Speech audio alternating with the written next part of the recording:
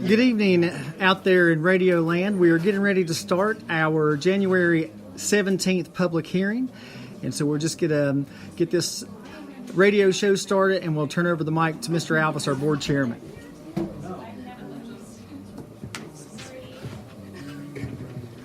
I'd like to thank everyone for coming out tonight. I'll call the July or January. The January. I'm wishing it was July. What is today? The January 17th. I'm sorry. I've been on my back for a week. January 17th, 2018. Bristol, Virginia called hearing together at Washington Elementary. Let's stand for the pledge. I pledge allegiance to the flag of the United States of America and to the republic for which it stands, one nation, under God, indivisible, with liberty and justice for all.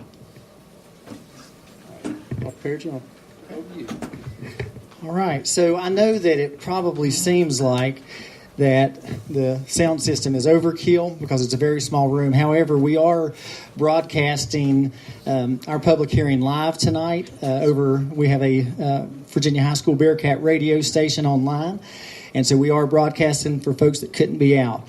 We also, when we open it up for public comments and questions, we'll be accepting questions via Twitter, and so folks that are out there using that form of social media will be able to chime in with their questions and comments as well. So we truly are trying to get as much public input as we can as we go through this process. And so let me just start by saying that I'm really, really excited to be, I guess, leading the administrative portion of this issue that we are looking at, which is school consolidation and new school construction. It's way overdue, I think, in our city, and we'll talk about some of those reasons as we go through the presentation.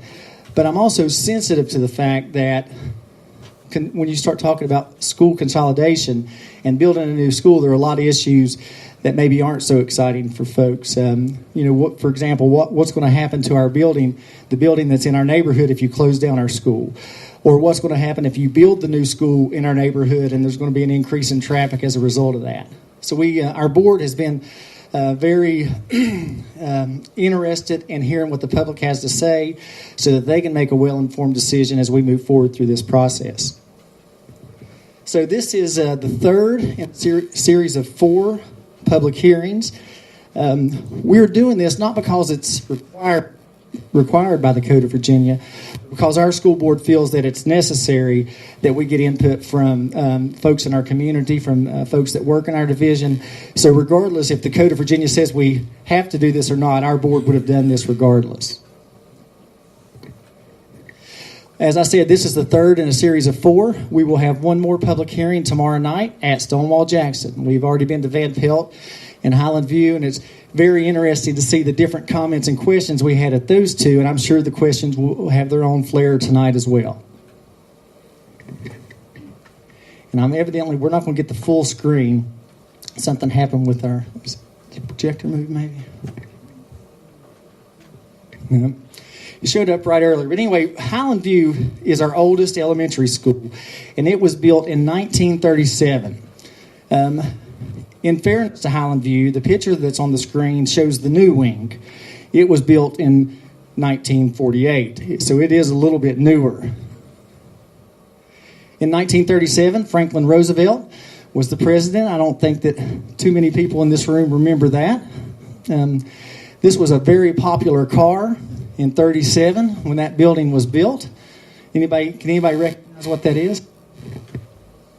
All right. I think it's a 37 Plymouth. Also in 1937, you might have seen folks that live in our area dressed like that. Moving on to our next oldest building, or elementary building, Stonewall Jackson. It was built a decade after Highland View in 1948. Truman, a Virginia native, was president during that time. Cars had come a long way, and they were starting to take the place of farm animals as you're doing work on the farm. And the dress improved quite a bit. I think Mr. Alvis still has this suit.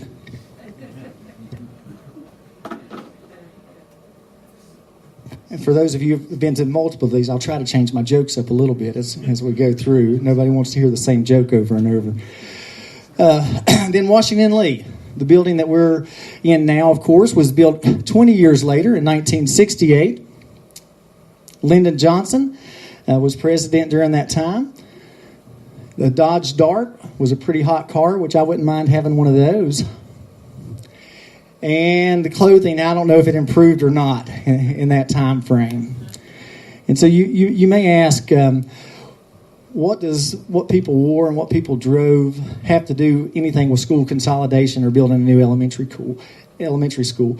Well, I would say it has a lot to do with it, because the architects and the builders who were building those schools during that time were preparing our students to drive cars from that era, to design cars from that era.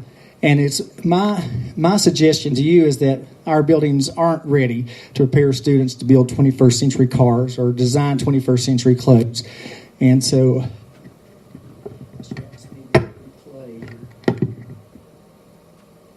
if you'll just watch this video.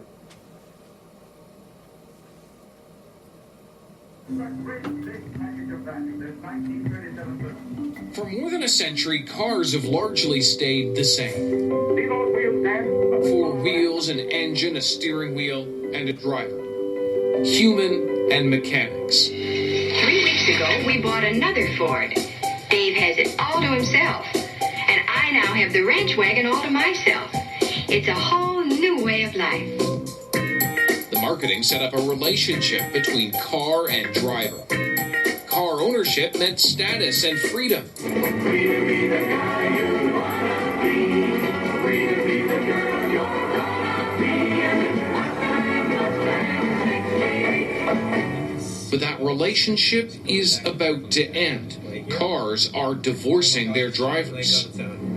Oh my gosh, it's changing lanes on its own. I'm not touching it at all, and it's driving. Driverless technology is completely changing the game, and the effects will domino far beyond the car industry. But it doesn't just stop with driverless cars.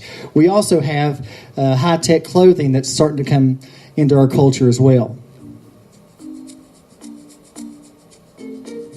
Smart clothing is the fusion of textiles and technology, which can be used in a wide variety of applications in both professional and regular life.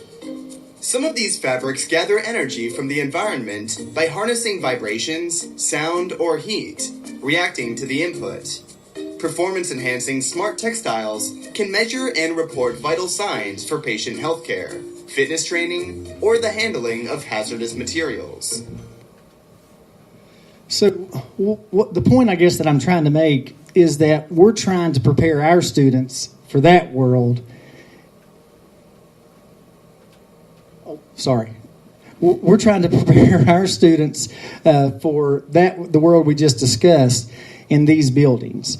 And even though I think our teachers and our administrators are doing a tremendous job of making that happen, I do believe the time has come for us to put our students in the city of Bristol into a 21st century school. And this is what a 21st century school could look like. All the pictures that you see on the screen currently are all pictures of schools right here in the Commonwealth of Virginia. And I would say to you that if students in other parts of Virginia who live in other zip codes, who have other area codes before their phone number, deserve schools like this, the kids in Bristol, Virginia deserve the same. So let me give you a little bit of history about how we've got to this public hearing tonight. Back in 2011, our board was concerned about the state of our buildings at the time, and so they hired a consultant to come in and take a look at our buildings and do a facility study. At that time, they found Highland View to be functionally obsolete due to the age of the building, the topography, and circulation issues inside the building. So we started looking at what we could do to remedy that, and in 2013, our board made it a focus goal to go to a 2 elementary school model and to close our 3 older buildings. So that became a goal in 2013.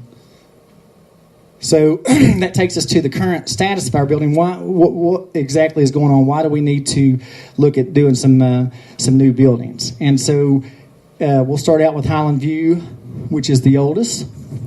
Highland View has a lot of asbestos. We're paying a third party to come in and manage that asbestos. It's also not ADA compliant. We have a lot of outdated infrastructure, and we have some really indoor air quality. We're constantly using air scrubbers because we've had some issues with mold there. So we're constantly using air scrubbers to keep the air clean. I'm not going to read that whole list to you, but you can imagine being an 80-year-old building, it has a lot of issues. Water infiltration, the restrooms need to be updated, which, as you know, is very costly. A lot of money would have to go in to get Highland View up to code. And then we look at Stonewall Jackson, which is a little newer, has the same issue with asbestos, the very limited parking. Our bus lane and our drop-off lane are both the same lane, which is never a good thing. The state always recommends that you try to keep those two areas separate. We also we have radon issues in the lower floor at Stonewall Jackson, so we're constantly dealing with that. We need a new fire protection system. And Euclid Avenue, parking on Euclid Avenue is unsafe. You know, there was an accident several years ago on Euclid Avenue in front of Stonewall Jackson. And then Washington Lee, where we are now, even though it is our newest building, the newest building that we're looking at closing, it has the worst issue with asbestos of the three. There's a lot of asbestos here. Now, it's not, nobody's in danger as we're currently speaking. However, you know, if we do have some issues with these tiles that we're standing on now, these 9-inch by 9-inch tiles, which you'll see all over the building, those are asbestos tiles. And if a certain number of those tiles break up, then you're required to go through a whole process of abatement. And so we've got some big issues with that. The intercom system currently needs to be updated here. We just spent over $100,000 updating the intercom system at Virginia High School this past summer. Ms. Jones, if I'm wrong, you tell me. But we spent $40,000 on a new chiller here. Is that right? We spent $15,000 on new guttering here, $15,000 on paint. And so, you know, anytime you have an old building, your upkeep costs are much larger than a new building. So, you know, this past budget season, in our conversation with City Council, a question came up about, well, why don't you just close Highland View only? Move all of your this was a suggestion that was discussed. Move all of your fifth graders to the middle school. Take the remaining students at Highland View and just dispense them at the other remaining 3 elementary schools in the city. Well, so we looked at that. That only saves $255,000. It puts all of our elementary schools then at full capacity. They couldn't take any additional students if we have new students move in. And it doesn't solve the problem of our students still being in decades-old buildings. So we've come up with a plan, and that's why we're here tonight. You know, we've looked at the total operation and personnel cost for Highland View, and we have calculated those to be $1.6 million. It takes $1.8 million to operate Stonewall annually, and then $1.7 here at Washington Lee. When you total that up, it's just a little over $5.2 million. Our estimates for operation and personnel at a new school are only $4.3 million annually. So by closing the 3 older schools and opening a new school, we have savings of over $850,000 annually. Then there's potential for additional savings if we change our configuration from a K through 5 model to a K through 2 model at one school and a K through 3 through 5 at the other. There's another $240,000 of savings to be had if we decide to go in that configuration. Some of you will probably remember about 20 years ago there was a update done at Virginia Middle School. We're paying that off this June. That's $248,000 annually that we're paying on that debt service. And so if you take that $855 or that $1.1 million and add that $248,000 to it, we have about $1.2 million that we can use to put towards the payment, an annual payment of a new school. And so that is what we're trying to do. We've been talking to some folks about a financing model that will try to keep the annual payment is close to that 1.2 million as